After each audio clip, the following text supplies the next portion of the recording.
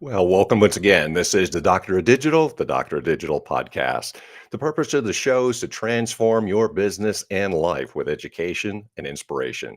I introduce busy people to trends in business and ideas, relationships, and improving your life by highlighting people you should know.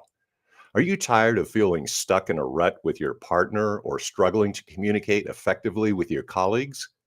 You're not alone. Millions of people face similar challenges every day. But what if you could learn the secrets to building stronger, more resilient relationships?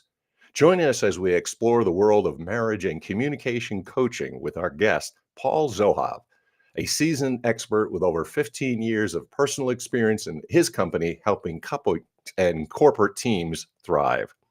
As a graduate of the University of Virginia with a master's degree in counseling education and a BA in sociology, Paul has built a reputation as a trusted coach, educator, and counselor. With his extensive experience as a professional chaplain and his work as the founder of marriage and communication coaching, Paul has helped thousands of individuals and couples develop the skills and strategies they need to build lasting, fulfilling relationships. His expertise extends far beyond the personal realm, as he has also worked with corporate teams to foster collaborative and effective communication. Tune in as we learn more about Paul's approach to relationship coaching and how you can apply his insights to your own life. During this episode, we'll do a deep dive into the changes and hot topics of creating a vision for partnering and business communication, including the biggest challenges.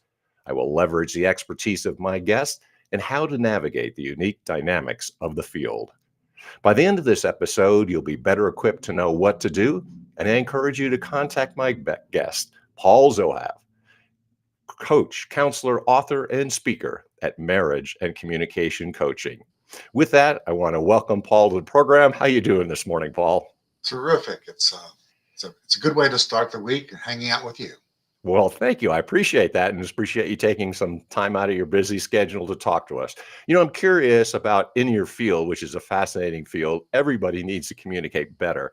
Could you tell us some sort of pivotal story or incident that happened to you to get you into this field in the first place? About 30 years ago, I was a domestic violence counselor. I'd gotten my degree from the University of Virginia. And I sought for where I could make the most difference, and it was with helping, Sure. families with domestic violence and abuse. Yeah. And after a short while, I realized, why wouldn't I want to prevent it rather than treat it after the damage is done? So I've been looking for uncomplicated ways to communicate, to set up families for mutual honor and respect, and children are safe. And that was like 30 years ago. And since then, I became a professional chaplain, hospice chaplain. And here I am in Tucson, Arizona. And I've served maybe as much as 5,000 people over the past 10 years. So, and my new book, Marriage and Communication Recipes for Life, it literally springs off of my mouth into the page. This is literally how to do it. Simply, uncomplicatedly, go for it. Or interesting, because this is a personal concern of mine as well, too, for so many reasons. Could you tell us a little bit about some of the things that have changed over the course of your career and also in terms of domestic violence too? Because things have changed so much in the last 30 years. Well, the tragedy is that we've never learned to communicate or have relationship skills by the time we get out of high school. Theoretically, we're preparing our children for adulthood, and we teach them science, technology, engineering, and math. And there is no curriculum for living within our school curriculum. And so we graduate our children with maybe ability to read, that's a maybe, um, maybe some critical thinking, that's actually that's less valid, and not a clue on how to get along with people they're about to get into the world of work. This is really, and our models for communication often are our parents, and that's often not a good idea. Minimum, they come from a different generation. As my parents came from a different generation, and Sure. communication in the 30s and 40s and 50s was not what communication can be today. So either they were an awful model or an outdated model, and here we are in the 21st century. And we have no really working clues on how to communicate and maintain high quality relationships. Is it possible, do you think, because of this communication difference over the generations, that part of the problem of recognizing what domestic violence is and abuse is this kind of lack of good communication style? In other words, people might think, well, this is just the way that things are because this is the way they've been forever. Well, we can look from the point of view of us. Is anything happening that divides us, keeps us from being unified partners, team members, and anything that keeps us separated is something to be eliminated. And old models of masculinity, old models of femininity need to be modified to the world we're in today. And what would that be like? Because that would be more of how things are maybe more equal or more companion oriented than in the past? Mutual honor and respect and connection is a phrase that I tend to use. Um, all too often, our female partners, speaking as a male, um, at some point stop expressing their feelings because many of us guys don't pay attention. We also have a default. We have a default to fixing problems even unasked for, which leaves them feeling unheard and disrespected. So we need to do a major reboot of relationship and relationship skills um, if we want to raise healthy children and be safe for the rest of our lives. And how is that done? It sounds like it's great, but how could you break that down a bit? Well, the first skill I teach Okay. is everybody gets to start their sentences with the word yes. Why is this? There are four gifts, four blessings. When you start a sentence with yes, it means you're no longer reacting to them. They know they've been heard by you. We've established a connection, and the word and lets us to choose what's next. So if you happen to not understand something or perhaps be misunderstood, you just go, hang on a second, let me start over. Yes, let's look at this together. Yes, let's pick a time for us to talk. So the word yes leaves your hand on the steering wheel of your life. As long as you have a yes, you are in charge. As soon as they want to distract you, blindside you, gaslight you, you go, yes, let's return to the let's return to the subject at hand. And they go, yeah, blah, blah, blah. And you go, yes, you're right. Let's talk about this at another time. So long as you have your hand on the steering wheel of your existence, you're always in charge. If you don't like it, yes it. And that's where the first place we begin. The second place I would recommend is getting fairly friendly with the word seems. It seems that we speak declaratively, like I'm doing right now. We speak as if everything sounds like the truth. It might be an opinion, it might be a thought, it might be a feeling, but to our listener, it sounds like it's the truth, which creates some mischief because they're automatically evaluating what they heard us say. Or is it right? Is it wrong? Is it good? Is it bad? Do I agree or disagree? It's an automatic mechanism to seek to evaluate what they heard us say.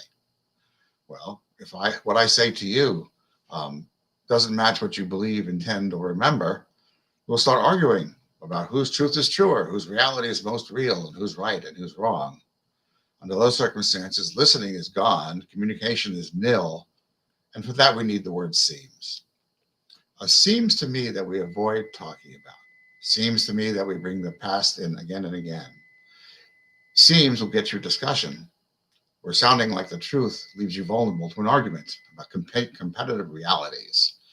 Yes, let's talk about it. Seems to me this might be a good thing to talk about.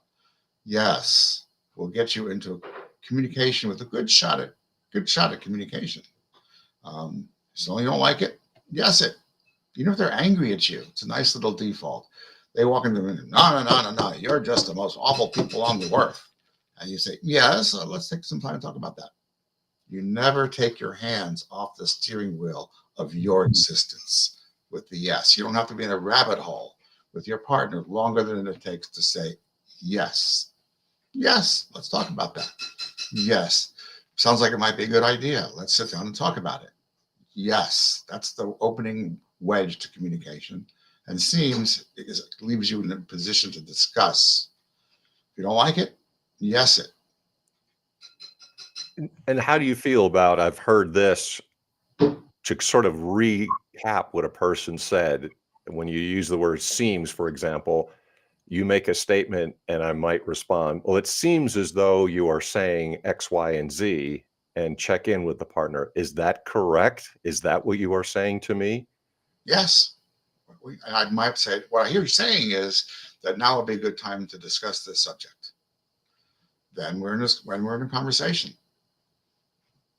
It's really not very complicated. I also would like to have yes and available to teenagers.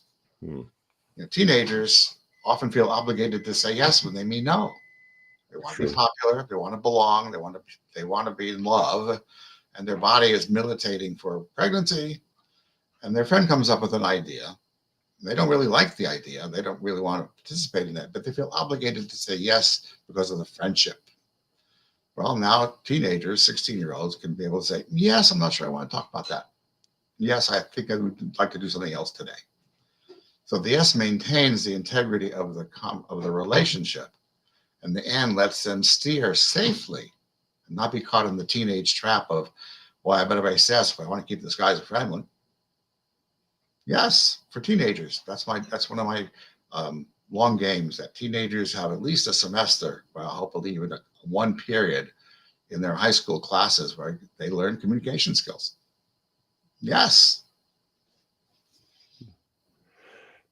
Is there a way of saying, and for a person to determine, because you're an expert on communication, is every couple capable of communicating well? Or in your experience, have you come across people who you say, no matter what I do, these individuals are incompatible and they will not be able to work out because they don't have good communication skills? Occasionally there are couples that are so different that after a session or two with me, they realize, oh, we don't belong together. And sometimes couples have addictions, crack, narcotics, alcohol, which actually throws a monkey wrench into the works. Because if you're seriously addicted, then it's not a matter of won't, it's a matter of can't. That's the difference between coaching and counseling. Coaching is for won't. Can't, that's when you want to bring in a counselor. Um, most of my couples have the capacity to communicate. I get to hear some really awful stories. I mean, one person, he was abused at about age 12. He was obligated to watch his sister be abused at the same time. And before he got to be an adult, he witnessed 2 murders before he got to adulthood. Now that'll put a dent in your fender. And yet he came out. But his relationship with his spouse now is very workable. So I've heard some true tragedies, awful, awful childhoods. And one person, he was so busy surviving his neighborhood that he really didn't learn to read very well. He was constantly focused on safety. It's hard to learn when you're focused on safety. Mm-hmm. I've heard some true tragic situations, and by and large, now that they're adults, I have a way in. And is there a way, because this is obviously like terrible story, it's a traumatic experience, and I've heard this phrase that sometimes people will bond actually over trauma. And how do you distinguish and get past those traumatic experiences? Is it possible? And how does a person do that? And have you worked with people that have said they've had traumatic experiences and yet they've been able to come out on the other side and develop good and solid relationships with others? I have remarkable success. If you look at my website, Marriage and Communication Coaching, marriageandcommunication.com, you'll see about 25 reviews left by couples I've helped.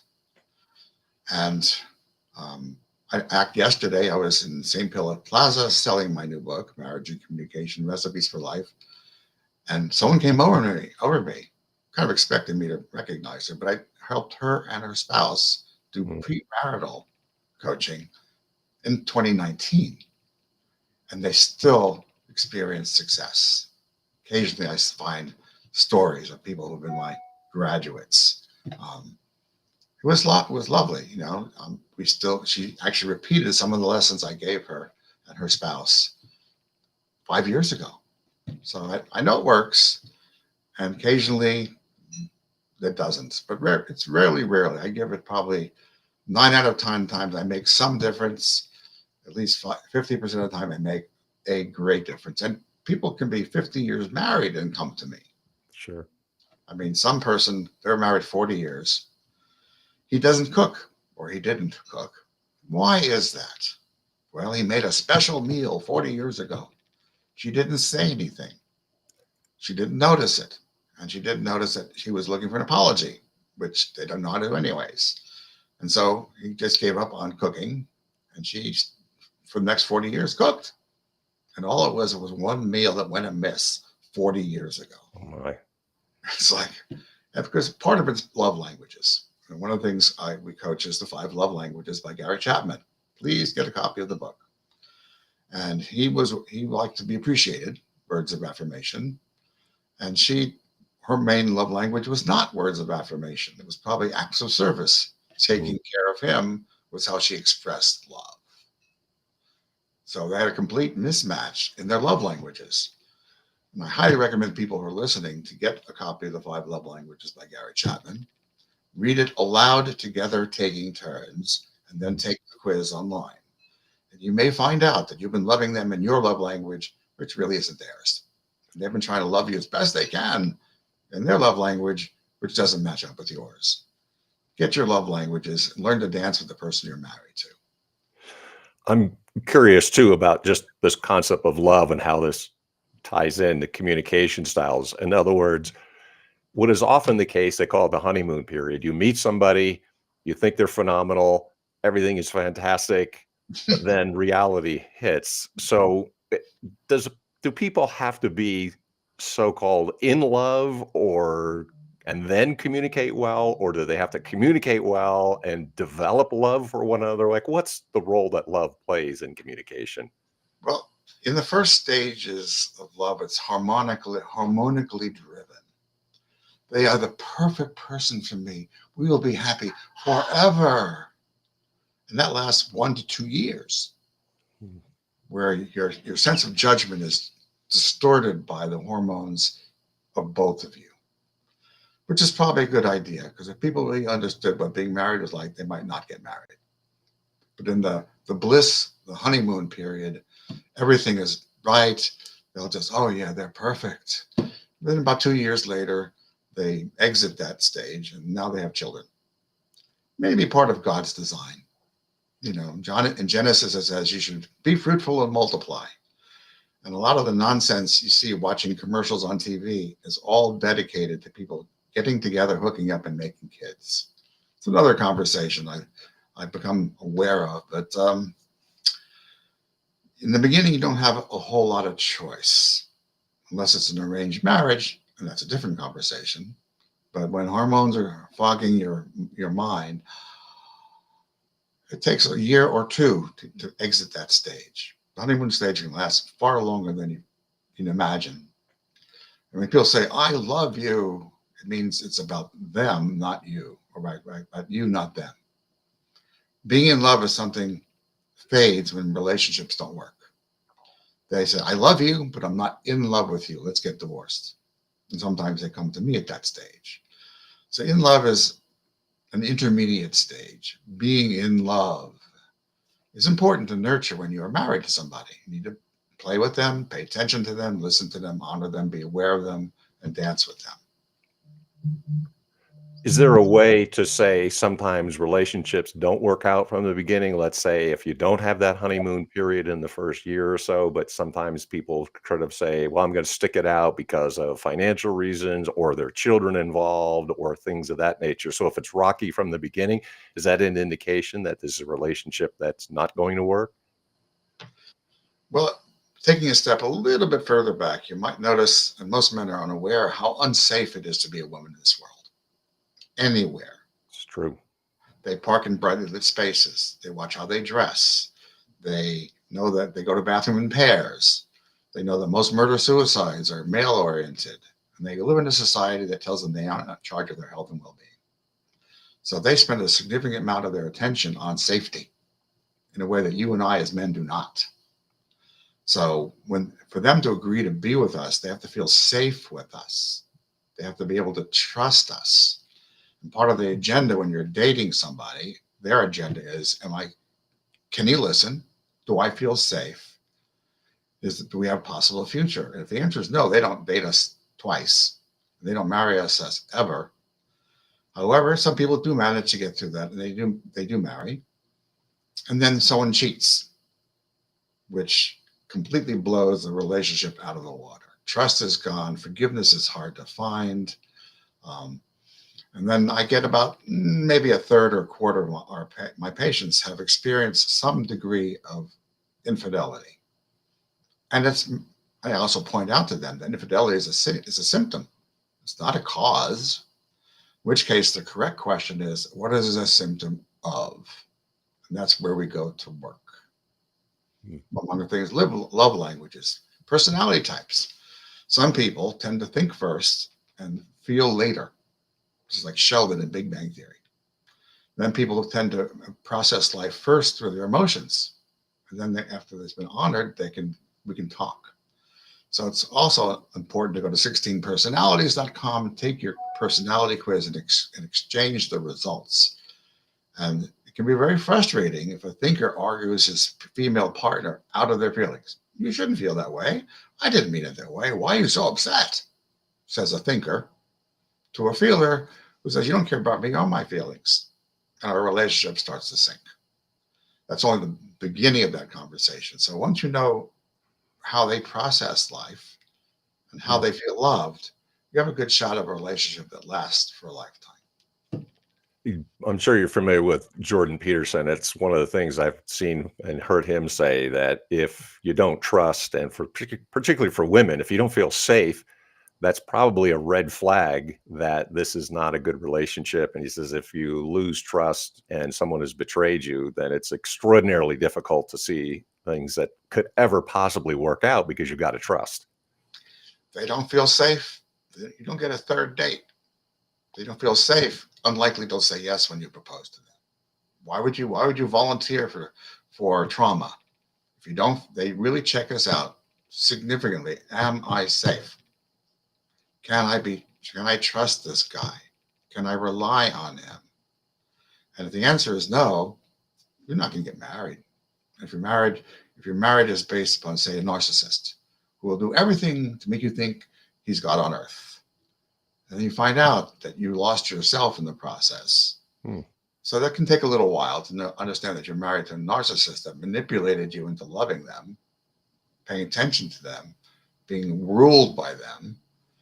But once you get it, hopefully you get it, not all people do, you leave. It's tough to be around a narcissist because they do everything to make you think they're perfect. They're the right one for you.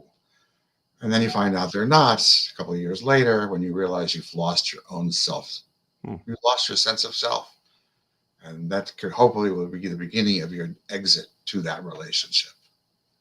And could you define narcissism? And the reason I ask is I actually have been bending this term around a lot, and people define it in different ways. Like, how do you recognize a narcissist? Because even the definition changes depending on who you're talking to. How do you define it? How do you recognize a narcissist? And if you're in a relationship with one, maybe even it's like, what's the exit strategy? How do you get out of that? It's not going to work. The exit strategy is to get up and leave, because they'll try to cajole you, cherish you just long enough for you to come back to them. A narcissist, I don't think there's even a cure for narcissism, though I've heard rumors that sometimes they find themselves. They'll do everything to focus your attention on them. If they're just manipulating your attention, they don't pay attention to you, but they do everything so you'll pay attention to them. That's a warning sign. Because if they don't leave you space to breathe, that's a warning sign. And when you try to assert yourself, at some point they get angry. What are you doing? It's like, you're not the person I met before. What's wrong with you? Pay attention to me. If any of this sounds familiar, you may be with a narcissist. And And a related term, again, there's people talking about gaslighting, and gaslighting is a Oh, yeah. phenomenon that changes actually the way people think in a relationship. If what you're saying to your narcissist partner doesn't, they don't like it, they'll switch the subject. It's all your fault anyway. You say, well, I would like to have something else for dinner. No. What's wrong with you for that? There's nothing wrong with you. So that's narcissist language. They they'll blindside you. You're trying to talk about X, and all of a sudden they grab the attention to distract the conversation in a completely new way. And sometimes you'll notice, and sometimes you'll like, how did I get here? Well, narcissists are masterful at distracting your attention and bring it back to them, doing what they want you to do, the way they want you to do it. And the honeymoon period for a narcissist is like, oh, I'm so wonderful. He's perfect for me. And then it turns upside down. And all of a sudden, I'm doing everything he wants or she wants. Um, it's it's almost seductive the way they get you into their lives, and then they control your lives, and then it's hard to get out of their lives. And then they blindside you so you don't even think clearly. The way out is get up and leave. You cannot change them. They will not change. They won't.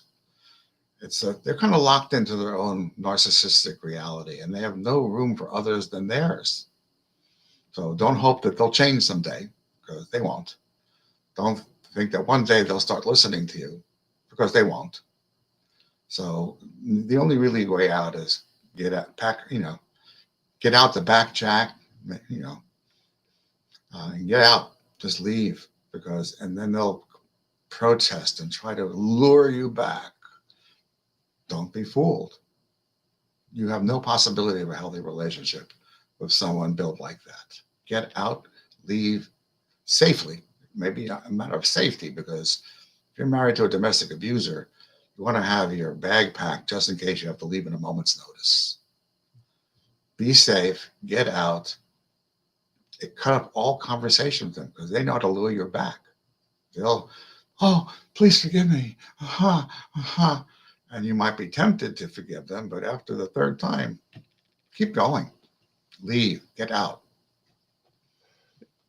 Fascinating. And I'm wondering if you could apply, because we haven't said anything about the corporate experience, because I think these phenomena are also very clear in many corporate structures too, in many companies. So could you apply some of these principles to a business or in a company's setting?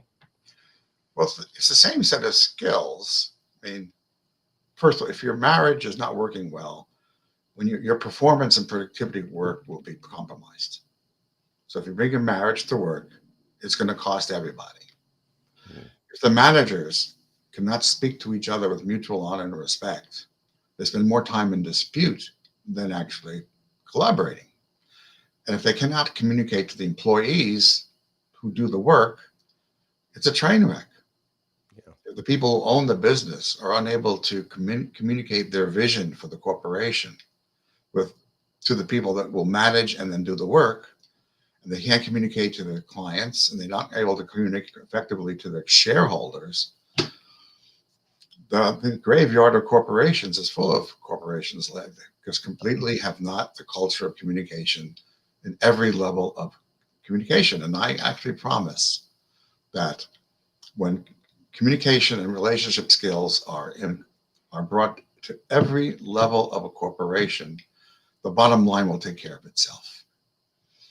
And it starts with yes, ands, and seems. I've been looking for uncomplicated for 30 years, and yes, ands, and seems are about as bedrock, uncommunicated. Because if your manager is being a bully, which happens, you go, yes, I'm not sure what you're saying to me. Could you tell me some more? Or yes, and I need to take a break. Or yes, and I'm going to go to HR and discuss how our communication is breaking down. Starts with yes, and the and lets you steer. And yes, ands, and seems at every level of a corporation will do you a lot of good. And people there are a lot of corporations and enterprises and businesses are limping along for the lack of communication skills. And it's not difficult. Give me an hour I'd say 5 minutes, but then you think I'm boasting. But give me an hour and I'll help transform your corporate communication culture. Let You can start give me a copy of my book. Yep. And this is something I'm very curious about, since there's lots of topics and some things we've covered today.